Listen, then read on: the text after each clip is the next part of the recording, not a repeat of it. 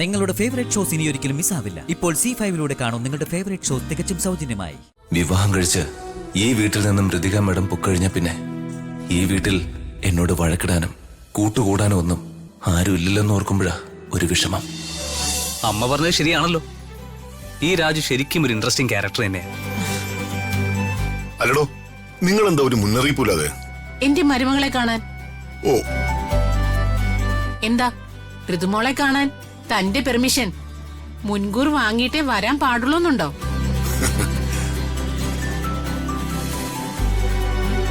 ആ രാജു, ഋതിയെ വിളിക്കുക. Okay sir. ആ പിന്നെ പറയസുൻ, എന്തൊക്കെയുണ്ട് വിശേഷങ്ങൾ? നല്ല വിശേഷങ്ങളെങ്കിൽ പിന്നെ മാരേജിന് ഫ്രണ്ട്സും കൊളീഗ്സും ഒക്കെ സ്റ്റേറ്റ്സിൽ നിന്ന് വരാൻ പ്ലാൻ ചെയ്യുന്നുണ്ട്. ഓ, അതുകൊണ്ട് അവർക്ക് വേണ്ട അറേഞ്ച്മെന്റ്സ് ഒക്കെ ഒന്ന് ചെയ്യണം. അതിന്റെ ചെറിയൊരു തിരക്ക്.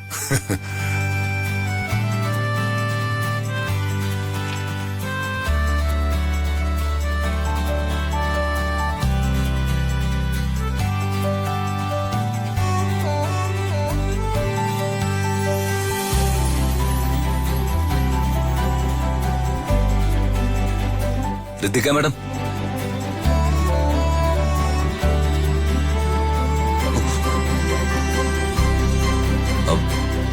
എന്റെ മുഖം കാണരുതെന്നല്ലേ ഋതിക മേഡത്തിന്റെ ഉത്തരവ്?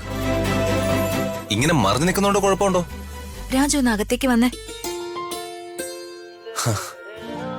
പിണക്കം മാറിയായിരുന്നോ?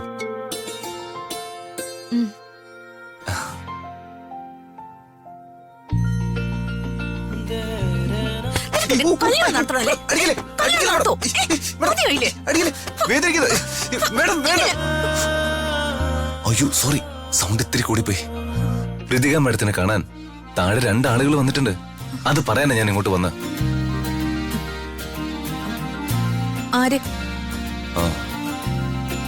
മിസ്സിസ് ശ്രീകല പരമേശ്വരൻ.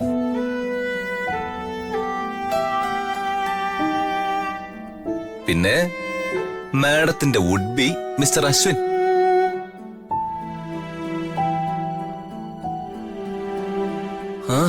ഇനി മാഡത്തിനല്ലെങ്കിലും എന്നോട് മിണ്ടാതിരിക്കാലോ. അല്ല, മാഡത്തിന് മിണ്ടാനും പറയാനൊക്കെ ആളുകളായില്ലേ?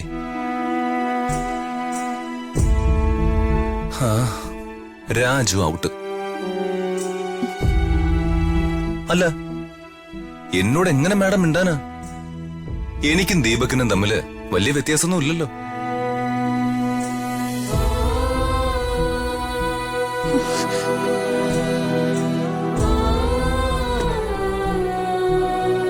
ഋതിക മേഡത്തിന് എന്നോടുണ്ടായിരുന്ന മതിപ്പൊക്കെ പോയി.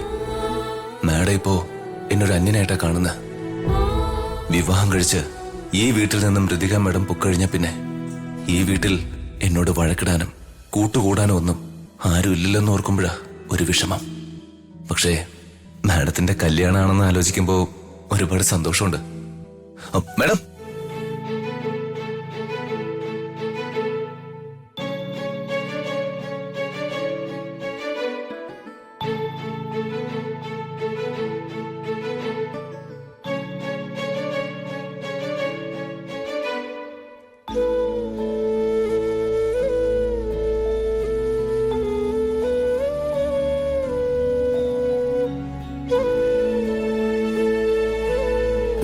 നമസ്കാരം ആന്റി.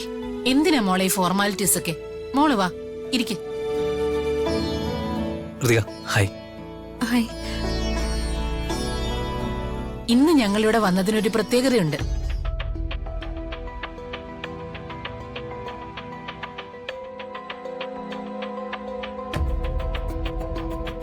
എന്താ ശ്രീലേ?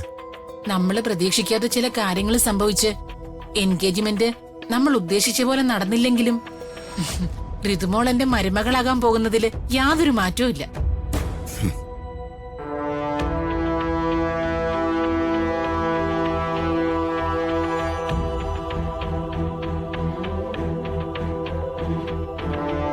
ഇന്നത്തെ ദിവസം വളരെ ഐശ്വര്യമുള്ളൊരു ദിവസമാണ്.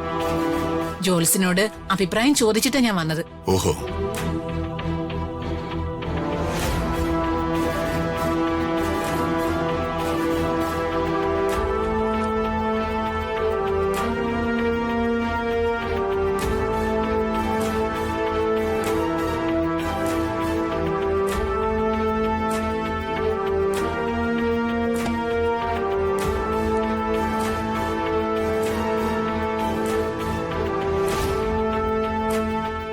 ഇത് ഞങ്ങളുടെ തറവാട്ടിൽ 4 തലമുറകളായി നടത്തിക്കൊണ്ടു പോകുന്ന ഒരു ആചാരമാ.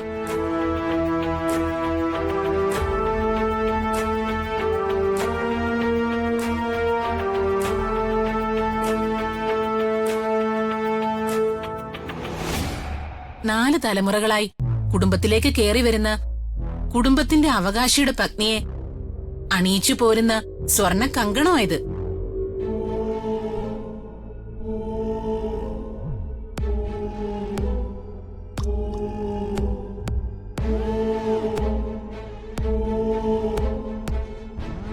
വിവാഹ നിശ്ചയം നടക്കുന്ന ദിവസം തന്നെ ഈ വള കൈമാറണമെന്നാണ് ചിട്ട. പക്ഷേ അന്നത് ചെയ്യാൻ സാധിച്ചില്ലല്ലോ.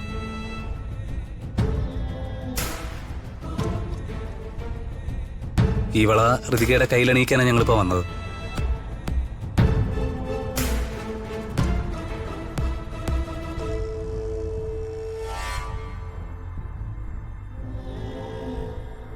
നിങ്ങളുടെ ആചാരങ്ങളെയും വിശ്വാസങ്ങളെയും ഞാൻ ബഹുമാനിക്കുന്നു. എല്ലാം നിങ്ങളുടെ ഇഷ്ടം പോലെ.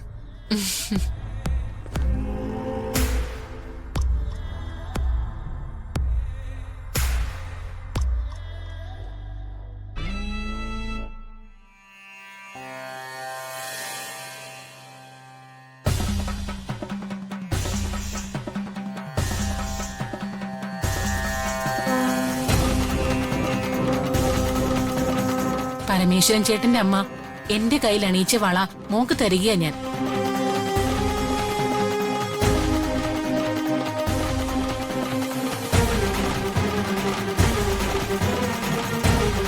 ഈ വളയിൽ നമ്മുടെ കുടുംബത്തിന്റെ സ്നേഹവും ആദരവും സകല ഐശ്വര്യങ്ങളും ഉണ്ട്. മോള് കൈ കാണിക്ക്.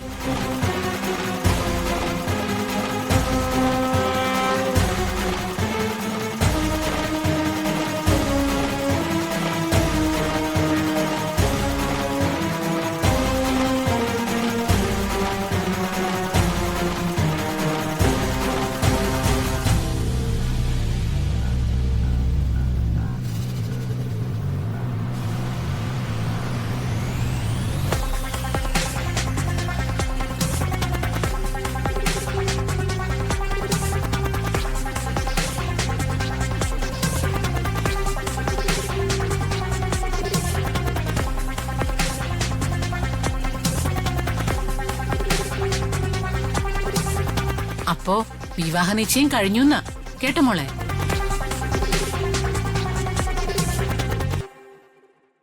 യാതൊരു കാരണവശാലും വിവാഹം കഴിയുന്നതുവരെ ഈ വള കൈയിൽ നൂരി മാറ്റരുത്. ഡൗൺലോഡ് ചെയ്യൂ C5 ആപ്പ്. കാണൂ എല്ലാ എപ്പിസോഡുകളും സൗജന്യമായി.